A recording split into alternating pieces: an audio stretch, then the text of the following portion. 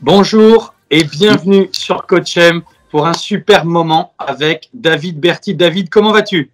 Bonjour Coach M, très bien, je vais très bien. Merci beaucoup. Écoute, c'est un véritable plaisir et un honneur de te recevoir aujourd'hui. Je vois de magnifiques maillots derrière toi. Pour ceux qui ne te connaisseraient pas, David, c'est quand même une carrière rugbystique très riche, même si aujourd'hui tu t'es réinventé dans la vie du travail et puis tu vas nous parler de tes projets futurs.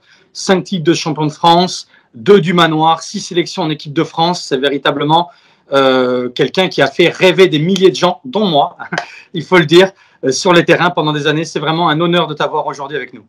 Ouais, mais merci beaucoup. Alors, je vais juste rajouter, tu as oublié la première Coupe d'Europe en 96. Et la Coupe d'Europe 96, bien sûr. La première. À jamais les premiers, comme diront. Voilà, tout à fait. Bien sûr, mais c'est vraiment un palmarès magnifique qui a inspiré de nombreuses générations. Et bien justement, ça va ouvrir le bal. Des questions tac au tac, qui sont bien sûr la coutume chez Coach M. Alors, je vais te poser une question assez simple. Choisis ton préféré entre le chiffre 11 ou le 14 ?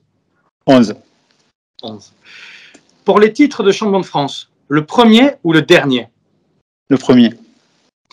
Et enfin, la sélection en équipe de France, la première contre les Blacks ou la dernière là encore ?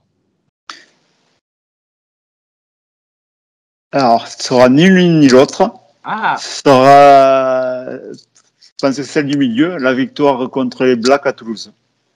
Magnifique instant de communion en plus avec ton public. Avec le public, oui, c'était à Toulouse. En plus, on était, je crois, 5 Toulousains sur le terrain. Vraiment, c'était un moment magique. Battre les Blacks avec John Alomou, c'était vraiment un moment inoubliable. Donc, tu as eu la chance de les jouer plusieurs fois, ce qui est quand même assez extraordinaire. Et en plus de les battre devant ton public, c'est des grands moments, j'imagine, de vie. Oui, un grand souvenir. Un souvenir qui reste gravé. Alors, j'invite beaucoup de gens à suivre tes exploits et ta vie quotidienne, j'ai envie de dire, sur les réseaux sociaux. J'ai écouté encore il n'y a pas longtemps un podcast qui s'appelle La Cravate, qui est très intéressant à ton sujet, qui parle de ta carrière, de ta vie d'aujourd'hui et aussi de la maladie qui t'a été diagnostiquée il y a quelques années maintenant et qui est la sclérose en plaques, comme mon amie Cécile Hernandez qu'on a eu ici dans ce feed. J'aimerais d'abord qu'on parle de la personne que tu es toi en tant que sportif de haut niveau et que tu as été. Si tu devais mettre un mot sur ta réussite dans ton sport de prédilection, quel serait-il ? Quel serait celui qui pourrait inspirer les générations futures à faire comme toi ? La réussite, ne jamais rien lâcher, toujours se remettre en question, même si on a des titres, si on a des victoires, tout ça,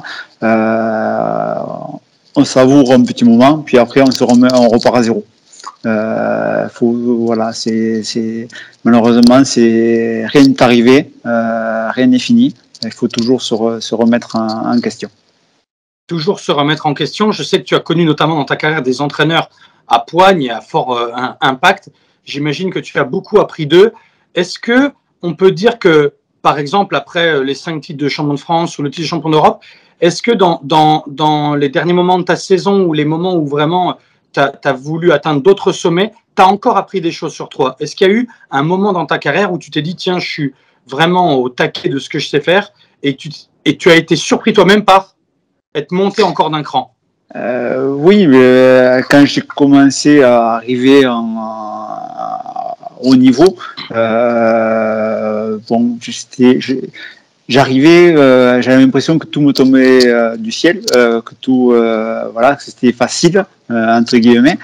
Puis on a commencé à rentrer dans l'ère du professionnalisme où on commençait à s'entraîner un petit peu plus que moi j'ai commencé les entraînements, on s'entraînait 3 fois par semaine juste.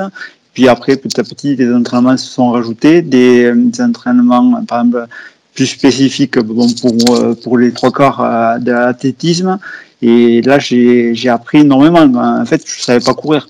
j'ai appris à courir et je voyais une grosse différence. Et j'aurais aimé encore plus découvrir par exemple, la musculation, un travail de musculation pour être plus performant. Mais bon, je suis arrivé peut-être un peu trop tard, mais bon, j'avais bien profité quand même. Tu as bien profité, mais surtout, le fait est que tu as commencé très jeune au final, et en effet, une éclosion rapide, quasiment des finales tous les ans, ou des titres de champion de France tous les ans, dès que tu as commencé le rugby. Et c'est vrai que quand tu parles de facilité, ben, il a fallu peut-être un moment, une zone d'apprentissage pour structurer la chose et polir ce diamant brut. Oui, tout à fait. C'est vrai que bon, comme tu disais, je suis arrivé au Stade Toulousain en 86, donc j'étais en cadet. Et puis j'ai commencé finale cadet. Je suis monté après l'année suivante en junior et finale junior. L'année suivante, je suis monté en première, finale première. Mes 6 premières années au Stade Toulousain, les 6 finales d'affilée. Donc c'est vrai que j'étais dans un chouette rêve, le rêve de gamin que j'avais fait en 85 quand je suis allé voir la finale Stade Toulon, la fameuse finale. La fameuse finale au Parc des Princes qui t'a donné envie de jouer. Cette chaîne Coach M, elle est dédiée à ça. Essayer de tirer le meilleur des gens pour qu'on s'en inspire. Ce qui t'a inspiré, toi petit, c'est d'être dans cette tribune et de vivre cette joie collective et de te dire un jour j'y serai. Donc, comme tu viens de le dire, tu as connu une éclosion très rapide et énormément de succès. Tu as aussi connu des moments plus difficiles. Souvent, chez les sportifs, ça peut être des blessures. Et dans ton cas, ça a été sans doute le diagnostic d'une maladie à l'époque très mal diagnostiquée, très peu diagnostiquée, qui était la sclérose en plaques, qui t'a emmené peut-être vers ce qu'on pourrait appeler une dépression, peut-être, ou un passage à vide. Est-ce que tu peux en dire un mot là-dessus? Et aussi, qu'est-ce qui t'a fait te relever de ça? Peut-être la famille, l'entourage, peut-être plus le retour au travail. Quel a été le levier qui t'a permis de te relever? Mais c'est vrai. Alors les soucis ont commencé donc en 97, la saison 96-97, mois de mars exactement. Mais un problème à un œil, la vision a disparu. Donc je ne voyais plus rien. Donc c'était embêtant.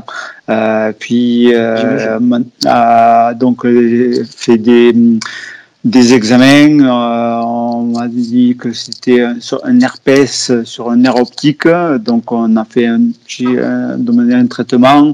La vue est revenue. On a fini la saison par le dernier titre champion de France en 97, donc j'étais content, j'avais pu rejouer, j'avais encore gagné un titre, donc j'ai dit bon, maintenant on va se repréparer pour la saison prochaine. Et là, l'intersaison, je m'entraînais, beaucoup de difficultés à courir. Je faisais 2 tours de terrain, c'est comme si j'en avais fait 30. Donc je me disais, bon, c'est rien, c'est les vacances, la saison prochaine, ça va repartir. Et puis la saison prochaine, le début de la saison, les problèmes ont continué. Donc une année noire. Remplaçant, ne pas jouer. Donc là, qu'est-ce que je fais? Est-ce que je reste au Stade Toulousain ou j'essaie de me relancer ailleurs? Puis des phrases qui font pas plaisir à entendre par-ci par-là, donc j'imagine. Je dis bon, je pars, j'essaie de me relancer. Et puis là, se sont enchaînées des blessures sur blessures, rien à voir avec la maladie, mais que l'entraînement sportif, parce que je cherchais à m'entraîner encore plus pour essayer de retrouver mon niveau. Donc je rentrais dans une spirale, j'arrivais pas à m'en sortir. Et puis les clubs ne voulaient pas me conserver, donc je rechange de club, je me reblesse de nouveau. Donc à un moment donné, je me dis qu'est-ce que je fais? T'es trop vieux, t'es pas fait pour le sport professionnel, donc arrête. Et j'arrête, puis des copains viennent me chercher pour me relancer à Blagnac. pour jouer ensemble à Blagnac. Donc, ce que je fais. Mes soucis physiques continuaient. En plus de ça, j'avais un genou qui posait d'énormes douleurs. Donc, là, j'ai dit, bon, stop, j'ai plus de contrat, je me fais opérer, je règle le problème parce que je mettais tous mes problèmes sur ce genou. Donc, l'opération, la rééducation, j'essaie de reprendre, mais toujours pareil. Toujours pareil. Là, j'ai dit, bon, stop, terminé pour moi, le rugby, j'arrête. Définitif, j'arrête. Et là, mon épouse m'a dit, mais à force de m'entendre me plaindre, elle était un peu fatiguée, tout ça. Elle dit, mais va voir un médecin qui ne te connaît pas, de sortir du milieu médical sportif. Donc c'est ce que je fais. Tout ce que je raconte, tout ce qui m'arrive, il m'envoie voir un neurologue qui, pareil, je lui raconte toujours les mêmes choses. Et après des examens médicaux, le verdict est tombé, j'étais atteint de sclérose en plaques. Donc, et comme je me répète, comme toujours les 30 premières secondes, j'étais content. J'étais content, c'était l'ego du sportif qui prenait le dessus. J'étais content, je disais c'était pas ma faute, je vais pas tricher, je faisais le maximum. Voilà.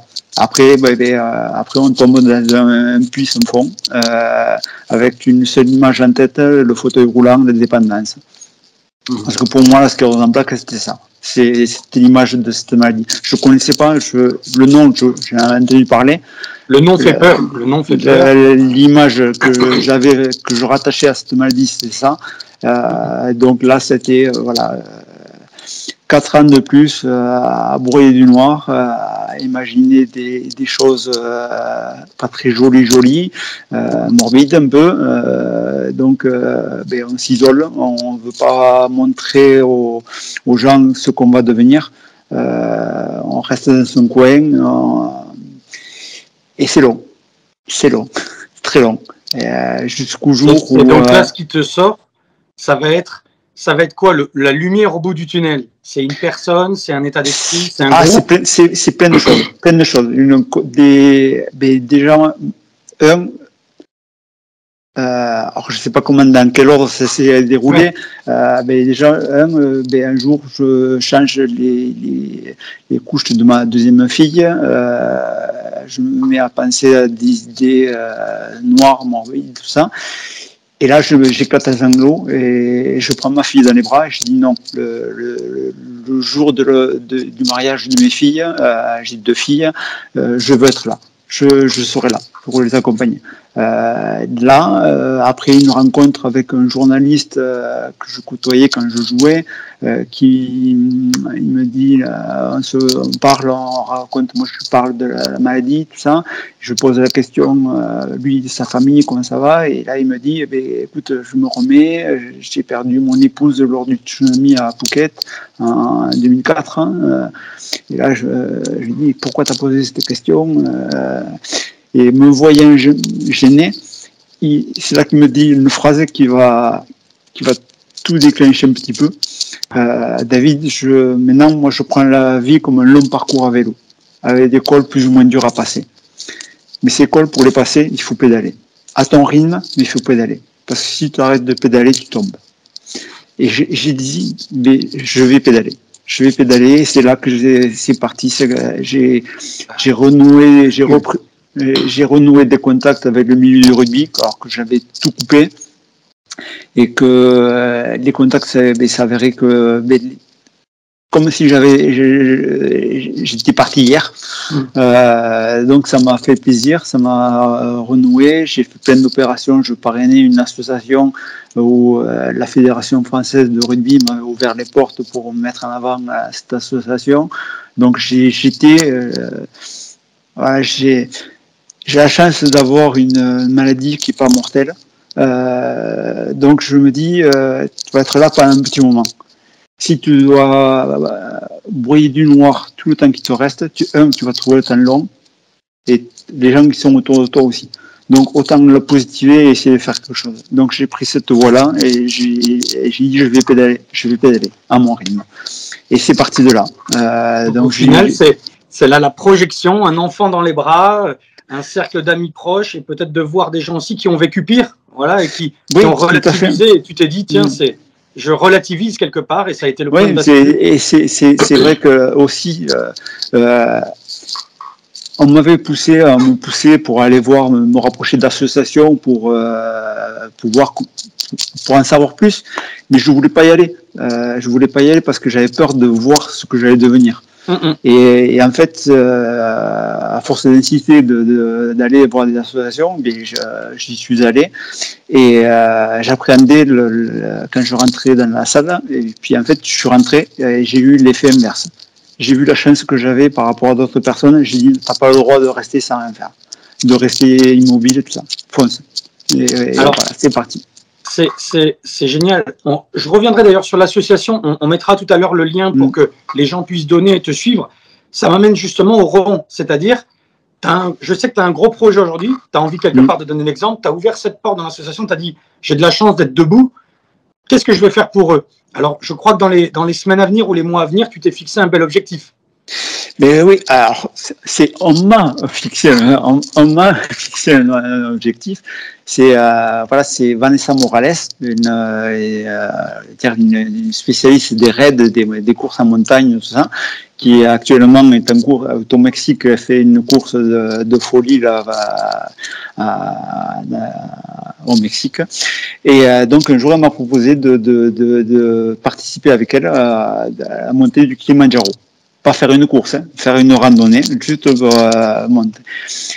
Et au début, j'ai dit. L'objectif vraiment de monter.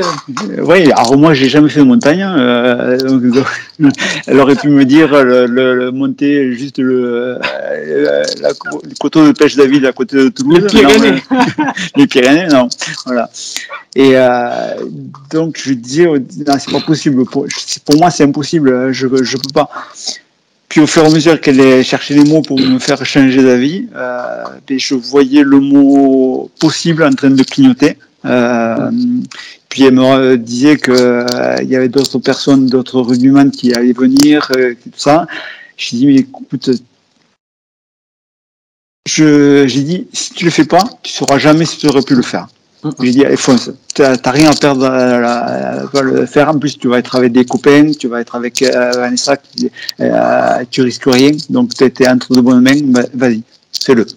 Et voilà, c'est parti, c'est une nouvelle aventure qui, en plus, qui a entraîné peut-être une autre qui se profile.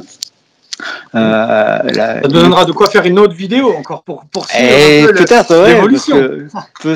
Alors tout dépend. Voilà, ce week-end je vais faire un stage à Perpignan avec l'équipe d'Espagne pour préparer la Coupe du Monde de rugby à 13 fauteuils qui va se dérouler au mois de novembre à Londres. Donc peut-être que je n'ai pas fait la Coupe du Monde à 15, je vais peut-être la faire à rugby à 13 fauteuils. Ça serait magnifique, ça serait une très belle histoire. Alors, je reviens en conclusion, j'ai deux conclusions à te demander. Ouais. L'association que tu soutiens, j'imagine que ça tourne autour de la sclérose en plaques, mais c'est toujours bien de le rappeler, si les gens peuvent donner, donne-nous le nom, les quelques initiatives de manière à ce qu'on puisse participer aussi. D'accord. Alors, je soutiens en fait deux associations, CEP Ensemble et Souriez et Positiver. Et ensuite, je veux pas mettre en avant une association parce qu'il y en a plein d'associations qui existent, l'AFCEP, l'ARCEP, la Ligue française de la sclérose en plaques, mais chacun est libre d'aller voir, de trouver les renseignements. Moi, c'est ça que je veux surtout dire aux personnes. Et après, le message le plus important, c'est que moi, j'ai trouvé ma renaissance dans le sport. Si vous n'aimez pas le sport, vous n'êtes pas obligé d'en faire. Si par contre vous aimez le bricolage, la cuisine, allez-y, faites-le à fond. Vivez votre passion à fond, parce que pendant que vous faites ça, vous ne pensez pas à votre cas du quotidien. Et vous allez voir que petit à petit, vous allez retrouver des sensations que vous pensiez oublier. Et la dernière question, pour conclure souvent, c'est quel est ton mantra? Quelle est la phrase qui te fait lever le matin? La phrase qui me fait lever, c'est celle que je dis tout à l'heure, pédaler, avancer à mon rythme. pédaler, me lever avec le sourire et dire d'apprécier, mais voilà, tu as la chance de pouvoir te lever. Merci infiniment, David. Merci à toi. Merci à toi. Pour ton temps. Bon courage pour tes aventures futures. Merci. Et à très bientôt. À très bientôt.